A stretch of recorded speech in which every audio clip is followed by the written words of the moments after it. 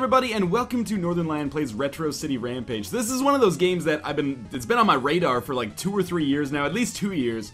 And I've been eagerly awaiting the time that it would actually come out, and it came out while I was actually on that little vacation slash move that I was on. So I'm looking forward to finally playing it now. I played about an hour, maybe 2 hours last night, and this game is just rife. I heard someone describe it as basically like a potpourri of things that all people born in the 80s would love, and so far, basically just chock full of references to things that, you know, made up my childhood, and, you know, some good gameplay to boot as well. So let's start it up here. As with all Northernlion Plays series, this is not necessarily going to be a full Let's Play, but, you know, I'll do my best to make it a full Let's Play, but at the very least, it's just going to be a showcase of some of the gameplay that you can find in Retro City Rampage. We're going to start up, we're going to go to our new game here, because we have no other options, and we'll get a little bit of a cutscene here. So we're starting in Theftropolis City in the mid-1980s, actually before my birthday, but 1985, so we're in Back to the Future time here. So we're playing as player. He says, big money, travel, benefits. I'd buy that for $1. Where do I sign? Clearly we sign at 555 Hench, call now. And 3 years later, 1988, this is actually getting close to my era. Just keep an eye out for all of the things that you see in the background. Like, references abound here. You can see vanilla ice cream. It's kind of like vanilla ice. Skate and buy, skate or die. A lot of these I actually do not get. Salon de Mullet, though. Certainly something that really existed. So we're getting told that the heist is going down today. It looks like I should call Michael A. Fox and J. Smith OTI, because we're getting ready to do some payday. But actually, the first thing we're going to do here is just driving. So if you haven't really noticed, I think I got the cops on me already, but basically, Retro City Rampage plays kind of like an open world 8-bit-esque game. I'm not sure if 8-bit is actually the accurate description for the colors that we've got in this game, but it looks like River City Rampage, or River City Ransom, as you might imagine. Oh, try not to hit too much here. So we're just driving around. Basically, I'm using the Xbox 360 controller right now, and I'm just using the analog stick. There is a more manual style of driving, but I prefer to go with this. Oh man, I almost hit that cop there. I prefer to go with a more manual style of driving, or sorry, a more automatic style of driving, because it makes it easier on us. So we've arrived at our heist location, then we're going to get some police station here. We've got Chief O'Farva. So he says, rookie, which known super criminals are currently at large? The rookie pulls up a crime blotter that says, looks like that thorn in your side is loose again. And then we get one of the Beastie Boys who tells us his evil plans are in for some sabotage. I'm not going to point out every reference I see, because that's just going to become embarrassing at some point, because I'm going to miss out on a lot of them. But, you know, you in the comments should look out for some of the references as well. Obviously, our boss here is the Jester, which is an obvious play of the Joker. And now we get into this Mega Man 2 parody here. So in the year 2012, the most overused parody set the scene as the super criminals' henchmen prepared to make their withdrawal. So we have Mega Man up here. Turns out, actually just a police officer with some binoculars. And then the Nintendo Zapper goes off, duck falls on the guy's head, and the dog laughs at him. Again, if I'm going to talk about every single reference that we find here, like Stooge McBank, I guess it kind of sounds like Scrooge McDuck, I don't know. We're going to be here for an awful long time. But obviously this is an aping of kind of the Dark Knight opening. To be fair, I don't know if that is a reference, but I'm going to assume that it is. So we have the bomb. Where you at, number 4? Number 4 is going to come through here. Keep an eye out, by the way, for turtle vans, like, everywhere on the streets. So he says he's not going to be making it to dinner tonight, boss. Grim Reaper shows up. We get Toasty from Mortal Kombat. And I've just been promoted to Hen Chauffeur because we've actually lost number 4. So we're going to get our chauffeur training here. Now, Retro City Rampage is a game that certainly embraces the absurd. So basically what we're going to do here is just run over as many people as possible on our way to the escape pipe, which, you know, you can probably guess if you don't think too hard what game that is going to be referencing. We're going to come out over here. This is a game that certainly does not take itself too seriously, and a lot of the times when I'm playing this, people will see it and be like, what are you supposed to do? And the answer is, A, whatever there is on screen, and B, just do it. Like, don't worry too much about, like, the rule set of the game. If you have to kill 500 people to do something, make it happen. There's not really that many consequences for it. So then we have to destroy the car. So this is where we learn about how to use our actual gun. And the way that this works is basically we can use our right analog stick to just shoot at the car if we want to, or we can have automatic lock-on by holding X and then strafing around. So if we hold X and strafe around a little bit here, we should be able to Street Fighter 2 this car in a second. It's about to explode. There we go. So now we go to the escape pipe. Do hold your breath. So we'll jump down here. And immediately we'll get another reference, because this is obviously an aping of the Teenage Mutant Ninja Turtles game for the NES. So we're just going to climb up this ladder and get the heck out of here. Not a reference that lasts too long, but I would be very surprised to not see a reference to that sewer level where you have the electrical seaweed all the time. So take this gun and clear the way.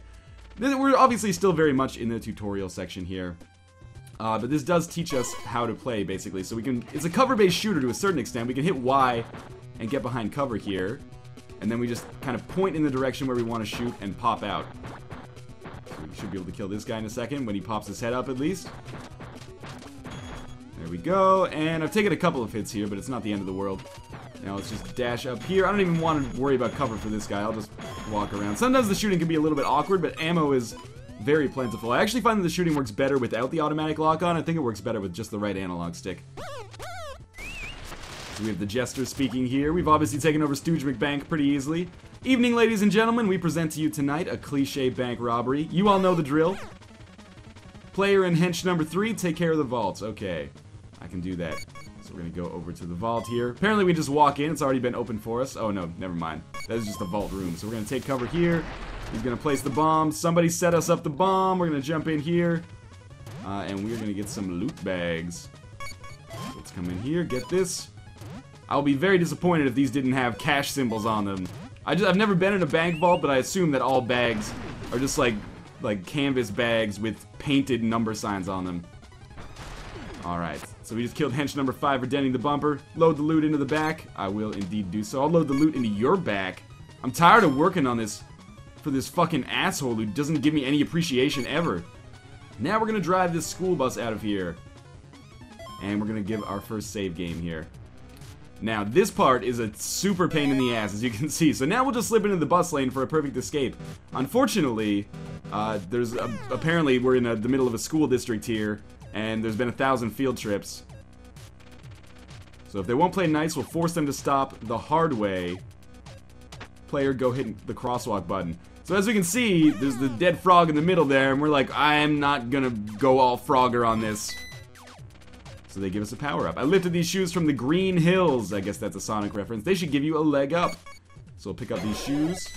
And we get the ability to run at supersonic speeds, dodge traffic, and body check bystanders. As you can see, that was an example of body checking the bystanders for sure. Alright, so now, he just called me a henchhog. Now let's just make it up. That's not how we're supposed to do it. There we go. Now we'll just hit the crosswalk button. And hopefully that should allow us to get out here. Apparently they're still not letting us in, so scrap the covert operation. It's time for Plan B. I didn't even realize that we had had sex. Alright, so we've accidentally knocked the loot bags into the water. And we accidentally killed another henchman as well. I think we're the only henchman left, actually, except for the Jester. I don't know why he trusts us over all these people he's known forever. But that's okay. We're gonna go rob the convenience store. Again, I think Vanilla Ice Cream, great name for a convenience store. So they have us surrounded. We gave him his shoes. Oh, what the heck? That guy got so close to me so quickly.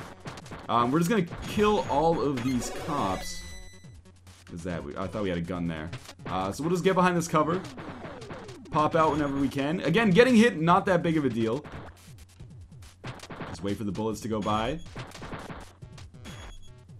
I think I killed one there. Jump up, get behind cover again. I'm actually fairly low on health. But hopefully we can find a... Oh yeah, there are vending machines over here where I can get that fixed. Alright, so these guys are all dead. Let's go to this vending machine and get some health back quick. So we'll get a snack for 25 bucks. With inflation, that would be like an unbelievably expensive snack, considering this is 1985. And then we'll just murder all these guys. So, you know, a bit hypocritical to what I said earlier. However, I do think it is better to use the right analog stick. Am I getting chased by Ninja Turtles right now? Oh, God. I don't know who half of these people are. Also, we're getting some weird slowdown. But that is okay. We're just going to come through here. Maybe that's even intentional, given the deliberate aging of the game. Is that the guys from Contra? I didn't even notice that my first time through. So I one-shot him. I get it. Ha, one hit, like in Contra. Okay. So we come here, we're gonna rob this vanilla ice cream stand, or maybe we're not, because I think Bill and Ted from Bill and Ted's Excellent Adventure have shown up. Or maybe not. There's more. I think Indiana Jones is in there. Is that like a reference to nuking the fridge or something? I can't tell. Oh, tubular. It's a time machine. We're inside of a porta potty. Grand Theft Time and Space, here I come. Most heinous. I think something is wrong with this thing. If flashing, use kit to clean cartridge, just blow on it. I like that. I guess it does look like an NES controller here controlling the time machine. And we are going to land back in 1985. This part kind of confused me about the game when I played through it for the first time. But then Doc Brown shows up in his DeLorean. Like I said, this game is just a cavalcade of references to the 1980s and 1990s pop culture. Alright, so we are the time-traveling hero. I was on my way to save the universe when the booth malfunctioned. Good gosh, it's practically destroyed. Fear not, I'm at your service, Great One. We're Wayne Gretzky? We must take what's left of it back to the laboratory. Okay, well, we can do that. Or he can do that, I guess, because I'm just going to stand here because we are in the middle of a cutscene. So we got a flax magnet. What can I say? It's a wonder food. Obviously, we are going to drive. And we haven't a moment to lose. So we got a new style unlocked. I actually don't know what to do with those styles yet, but I'll check that out maybe in a future episode, or maybe give ourselves a new costume or something like that. But for now, we're just gonna come over here, drop off Doc Brown, or Doc Chalk, I guess as he's called here.